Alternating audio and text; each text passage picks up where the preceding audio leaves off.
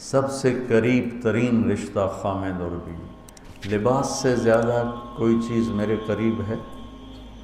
آپ کے قریب لباس سے زیادہ کوئی چیز قریب ہے؟ بولو۔ تو اللہ تعالیٰ کہہ رہا ہے کہ میری بیوی میرا لباس ہے، اور میری بیوی سے کہہ رہا ہے کہ تیرا خامن تیرا لباس۔ تو میں سے مراد سب شادی شدہ، جتنے شادی شدہ لوگ ہیں، تو میں بھی کون ہے شادی شدہ طلبہ میں؟ ماشاءاللہ کافی بابرکت مجمع ہے۔ ہاں اچھا، تو اللہ تم سے کہہ رہا ہے تمہاری بیوی تمہارا لباس ہے۔ سب سے قریب شادی کے بعد قریب ترین رشتہ لفظ لباس بتا رہا ہے بیوی ہے۔ قریب ترین رشتہ بیوی ہے، اور جو قریب ترین ہوتا ہے وہ پہلے ہوتا ہے، اس کا حق پہلے آ جاتا ہے، قریب ہو گیا۔ اور کل میں نے کہا تھا کہ لباس اور میرے درمیان کوئی چیز حائل نہیں ہے۔ اس سے میں نے وہ ایک حدیث کو اس کے ساتھ جوڑا تھا جو آپ نے حضرت فاطمہ رضی اللہ تعالیٰ عنہ سے فرمایا تھا کہ جس سے میں پسند کروں اسے تو پسند نہیں کرے۔ تو وہ چپ کر کے واپس چلی گئیں اور اپنی اور بیگمات رسول سے فرمایا کہ بھائی آپ جانو اور آپ کا مسئلہ، میں اب اس میں نہیں پڑتی۔ تو یہ رشتہ سب سے قریب ہو جاتا ہے، اس سے قریب اور کوئی رشتہ نہیں ہے۔ جب یہ سب سے زیادہ قریب ہے تو اس کے حقوق بھی سب سے پہلے ہوں گے، اس کا حق بھی سب سے پہلے ہوگا، اس کا خیال بھی سب سے پہلے ہوگا۔ ہمارا جوائنٹ فیملی سسٹم ہے۔ میں کوئی بچیوں کو ساس سسر کے خلاف نہیں بھڑکا رہا، جو سسرال میں زیادتی ہو رہی ہے میں اس کے ازالہ کی کوشش کر رہا ہوں۔ آنے والی بچی اپنے ماں باپ کو چھوڑ کر آئی ہے، اب وہ اپنے خامد کے ماں باپ کو اپنا ماں باپ بنا لے تو اس کی سعادت ہے، اور بچے کے ماں باپ نے اپنی بیٹیوں کو آگے روانہ کر دیا ہے، وہ اس آنے والی بہو کو اپنی بیٹی بنا لیں تو کتنا خوبصورت ہو جائے گا یہ نظام۔ لیکن تربیت بھی نہیں ہے اور سیرت بھی سامنے نہیں ہے۔ مجھے حدیث یاد آ گئی، میرے نبی نے فرمایا یہ جو میرے انصار مدینہ ہیں، سنو بڑی عجیب حدیث ہے، یہ جو میرے انصار مدینہ ہیں یہ اتنے اچھے ہیں، ان کے گھر کسی کی بیٹی جب شادی ہو کے آتی ہے تو اسے یہ احساس ہی نہیں ہوتا میں سسرال میں ہوں یا ماں باپ کے پاس ہوں۔ یہ میں چاہتا ہوں، یہ میری تشریح میں کوئی کمی زیادتی ہو جاتی ہوگی، کوئی سائڈ زیادہ بیان ہو جاتی ہے، کوئی کم ہو جاتی ہے، لیکن میں یہ چاہتا ہوں۔ یہ حدیث مجھے اللہ نے ابھی یاد دلوائی ہے، حیات الصحابہ میں ہے، جلد اول میں ہے، کہ آپ نے فرمایا کہ یہ جو میرے انصار، میں دوبارہ کہہ رہا ہوں، یہ جو میرے انصار مدینہ ہیں یہ اتنے قابل تعریف ہیں کہ ان کے گھر جب کسی کی ڈولی اترتی ہے تو اس آنے والی بچی کو یہ احساس نہیں ہوتا کہ میں اپنے گھر میں ہوں یا سسرال کے گھر میں۔ میرے عزیزو، کم از کم تم جو میری اولاد ہو، تم میری روحانی اولاد ہو، تم تو میری بات کو آگے چلاؤ کہ تم اپنے گھر کو، اپنی بیوی کو اس طرح رکھو، اپنے ماں باپ کو بھی اس پہ تیار کرو، اپنی بہنوں کو اس پہ تیار کرو۔ ایک رخ تنقید دی، اے کر دی بھائی، اے کر دی بھائی، یہ سارا یہ میرا ماحول ہے۔ پتہ اٹھیندی کے میں، باندھی کے میں، ٹردی کے میں، یہاں تک یہ ساری کانوں سنی بات ہے۔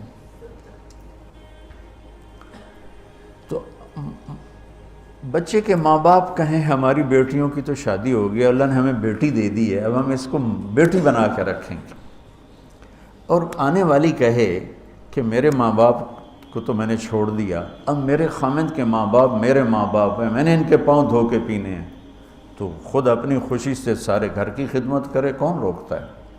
لیکن جو ہمارا ایک جابرانہ ماحول ہے اس نے اس رشتے کو توڑ کے رکھ دیا ہے۔ یہ جو آنے والی لڑکی ہے اس کے ذمہ ہے نسل تیار کرنا، نسل۔ میری بہو سے میری نسل چلے گی، اور میں اسی پر جوتا اٹھا کے کھڑا ہوں۔ کتنی بڑی زیادتی!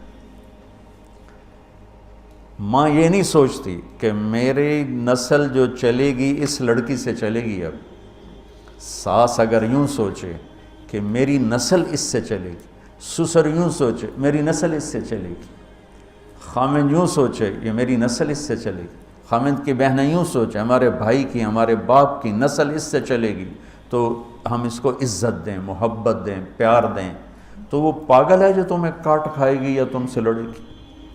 اس کو تانے اتنے ملتے ہیں، ذلت اتنی ملتی ہے۔ اور میں نے جیسے کہا لباس سب سے قریب ہے، تو اس کے بعد بیوی کا حق سب سے پہلے آ جاتا ہے۔ ماں باپ کی طرف سے زیادتی آئے تو تمہارے ذمے ہے اپنی بیوی کو بچاؤ، اللہ کے واسطے اپنی بیویوں کی حفاظت کرو۔ ہاں تمہاری بیوی کی طرف سے زیادتی آئے تو اللہ کے واسطے ماں باپ کی حفاظت کرو۔ تو اس کا مطلب یہ نہیں کہ تم ڈنڈا اٹھا لو، اپنے اخلاق ایسے بناؤ، سپرنگ بن جاؤ، سپرنگ جو فریشر سے کو قبول کر کے دب جو کہ نیچے چلا جاتا ہے۔ نیچے جانے میں جڑ جانے کا نظام چھپا ہوا ہے کہ جھک جاؤ، ماں باپ ناراض ہو ان کے پاؤں پکڑ لو، بیوی ناراض ہو اس کے پاؤں پکڑ لو۔ ذلت میں عزت چھپی ہوئی ہے، ساری زندگی کا تجربہ بتا رہا ہوں۔ ذلت اللہ کی رضا کے لیے ذلت اٹھانے میں عزت چھپی ہوئی ہے۔ ہن لباس لکم، کتنا ہی مجھے غصہ چڑھا ہو میں اپنے کپڑے پھاڑوں گا؟ مجھے غصہ آ گیا، میں نے اپنے کرتے پھاڑنے میں، کسی یہ پاگل تو کرے گا، سمجھدار دوئے دا کرتا پاڑے گا، اپنا نہیں پاڑے گا۔ اب مجھے بیوی پہ غصہ چڑھ گیا تو میرا لباس ہے، اس کو تار تار کر دوں، گالیاں دوں، تھپڑ ماروں؟ تو ایسے جیسے میں اپنے کرتے کو پھاڑ رہا اور اپنے کرتے کو تار تار کر رہا۔ بیوی کو غصہ چڑھے تو وہ اپنے کپڑے پھاڑتی ہے۔ کپڑوں کے لیے کتنے حفاظتی نظام ہیں، الماریاں بنی ہوئی ہیں اور ہینگر بنے ہوئے ہیں، کریز خراب نہ ہو۔ میں جب پڑھتا تھا نا لاہور، تو اسکول میں یا کالج کا میں سب سے خوش لباس لڑکا کہلاتا تھا، کہ میں اپنی اسکول سے آ کر نا، اب ہاسٹل میں کوئی استریاں تو ہیں نہیں، نہ کوئی نوکر، تو اپنی پتلون کو ایسے ہاتھوں سے استری کرنا اور کر کے پھر تہ لگانا، پھر سرانے کے نیچے رکھنا، پھر اس کے اوپر سونا تاکہ خود بخود استری ہو جائے اور کریز ٹھیک ہو جائے، اور رات کو بالوں کے اوپر رومال باندھنا تاکہ بالوں کی سیٹنگ خراب نہ ہو جائے، کیونکہ میں نے بال بنوائے تھے وحید مراد کٹ بال، 2 فلم سٹاروں کا ہیئر کٹ چلا، ایک دلیپ کمار کا، ایک وحید مراد کا۔ تو عام جو تھے نا بال کاٹنے والے، وہ 8 آنے لے کے بال کاٹ دیتے تھے۔ وحید مراد کٹ کے لیے 5 روپے لگتے تھے۔ 5 روپے اس زمانے میں بہت بڑی دولت تھی، جب ڈالر 1 روپے کا تھا۔ $5 کتنے ہو گئے ہیں جی؟ 500 سے اوپر ہے اب۔ تو یوں سمجھو کہ وہ 5 روپے دے کر وحید مراد کٹ بنتا تھا، تو پھر میں وہ اوپر رومال باندھتا تھا کہ سوتے ہوئے میرے بالوں کا ہیئر سٹائل خراب نہ ہو جائے۔ ایک چھوٹا سا بچہ ہے لیکن اپنے لباس کو کیسے حفاظت کر رہا ہے، کریز ٹھیک کر رہا ہے، سرانے کے نیچے رکھ رہا ہے اور اس کو صاف ستھرا رکھ رہا ہے۔ ہم کھاتے ہوئے کیا کرتے ہیں، آگے اگر کپڑے نئے پہنے ہوں تو آستینیں چڑھا لیتے ہیں کہ کہیں کوئی شوربہ، کچھ سالن ادھر نہ لگ جائے، ادھر نہ لگ جائے۔ میں جب بھی بیٹھتا ہوں تو میری بیوی کہتی ہے آستینیں چڑھاؤ، آستینیں چڑھاؤ، لگ نہ جائے۔ اور آگے ہم کیا کرتے ہیں، تولیہ رکھتے ہیں، نیپکن رکھتے ہیں، رومال رکھتے ہیں۔ بڑے بڑے ہوٹلوں میں جاؤ تو پہلے وہ ساتھ رکھا ہوتا ہے کہ کوئی کھانے کا ذرہ گرے، سالن کا کوئی قطرہ گرے تو آپ کے کپڑے خراب نہ ہوں۔ ہم کیچڑ میں جا رہے ہوں تو ہم اپنے پاؤں گندے کر لیتے ہیں، کپڑے گندے نہیں ہونے دیتے۔ اپنے شلوار اوپر کر لیتے ہیں، پتلون اوپر کر لیتے ہیں، پاجامہ اوپر کر لیتے ہیں۔ تو جب کہیں سے کوئی آنے لگے ایسی ناگواریاں تو اپنے اوپر لے لو، بیوی پہ نہ آنے دو۔ ہم کپڑا بچاتے ہیں یا پاؤں بچاتے ہیں؟ کپڑا بچاتے ہیں، شلوار اوپر ٹانگ لیتے ہیں، کرتے کو یوں سمیٹ لیتے ہیں. تو جتنا کیچڑ ہے حالات کا، واقعات کا، اخلاق کا، وہ کیچڑ اپنے اوپر لے لو، بیوی کو بچا لو. اور بیوی کیا کرے؟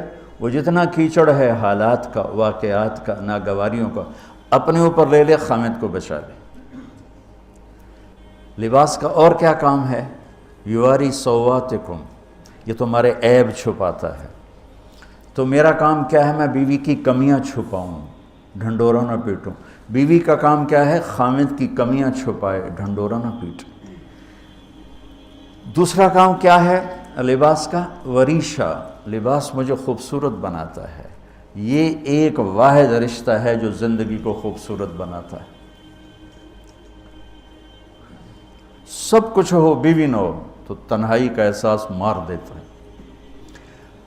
اس سے ایک اور مطلب نکلتا ہے کہ لباس کے بغیر ایک لمحہ گزارا نہیں. سارا دن پانی نہیں پیتے ہیں نا، اب میں بیان میں پانی پی رہا ہوں، لیکن 16 گھنٹے تو گزارے ہیں نا، پانی نہیں پیا، کھانا نہیں کھایا. 16 سیکنڈ لباس کے بغیر گزار سکتے ہیں؟ بولو. کوئی بھی کمرے میں نہ ہو، تم تنہا ہو، تم کپڑے اتارو تو تم اپنے آپ کو عجیب فیل کرو گے. تم خود اپنے آپ کو چادر میں چھپانے کی کوشش کرو گے. ان لباس ایک ایسی زبردست ضرورت ہے بلا دلیل کہ تم تنہا کمرے میں بھی کپڑے اتارو تو تم اپنے آپ کو عجیب سا محسوس کرتے ہو. اس سے پتہ چلا کہ بیوی کے بغیر کوئی زندگی نہیں ہے اور خامد کے بغیر عورت کی کوئی زندگی نہیں ہے. یہ ہمارا بدبخت معاشرہ ہندی کہ کسی بچی کو طلاق ہو جائے وہ گل سڑ کے مر جاتی، اس کی شادی نہیں ہوتی. کوئی جوان بچی بیوہ ہو جائے وہ سسک کے مر جاتی، اس کی شادی نہیں ہوتی. کوئی 40-50 سال کا ہو جائے مرد، اس کی بیوی مر جائے، کوئی اس کو لڑکی دینے کے لیے تیار کوئی نہیں. اور لباس کا لفظ بتاتا ہے کہ شادی کے بغیر انسان ننگا ہے، اور ننگے انسان کا کوئی کہیں بھی گزارا نہیں ہے. لفظ لباس بتاتا ہے کہ ہم اس چیز کو رواج دیں کہ شادیاں ہوں، بیوہ کی شادی ہو، مطلقہ کی شادی ہو. کوئی کس کی بیوی مر جاتی ہے، حضرت ابن مسعود کا فرمان ہے اگر میری موت میں 10 دن باقی ہوں تو بھی میں شادی کر لوں گا اگر میری بیوی مر جائے تو.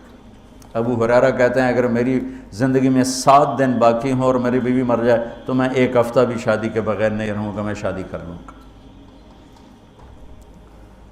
تو ہم ایک ہندی معاشرے سے متاثر ہیں جہاں بیوہ کی کوئی سنوائی نہیں، مطلقہ کی کوئی سنوائی نہیں، اور کوئی جوان بھی 2-4 بچے ہیں اور بیوی مر جائے تو اس کی کوئی شادی نہیں ہے. وہ سسک کے وہ بلک کے زندگی گزارتے ہیں.